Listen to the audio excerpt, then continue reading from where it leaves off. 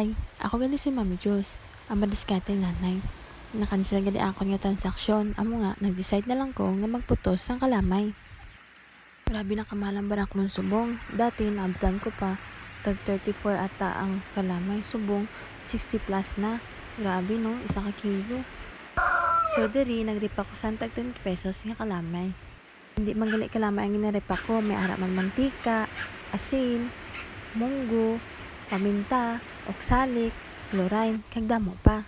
Amo gining kalaban sa mga negosyante no, ang masubayan o di gani kanon lang sang aton nga amigo.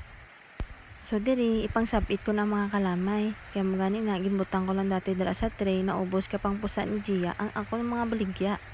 Kanami lang kami tindahan ka, kay pati ang imo nga konsumo, malibre na lang, kaya mo gani ang imo nga ginansya, ara na sa imo nga konsumo.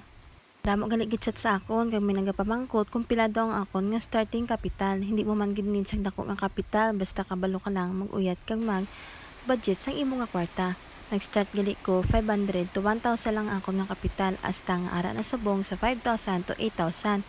Depende pa na Nagdugang na mga ko din sa mga drinks, coke, juice, Yakult, kag tani kabay pa nga mas madugangan pagid. Salamat sa inyo sa pagtan-aw. Tani, na-inspire ko kamo. Start lang anay kamo sa gamay nga kapital hasta nga maglambo. Salamat!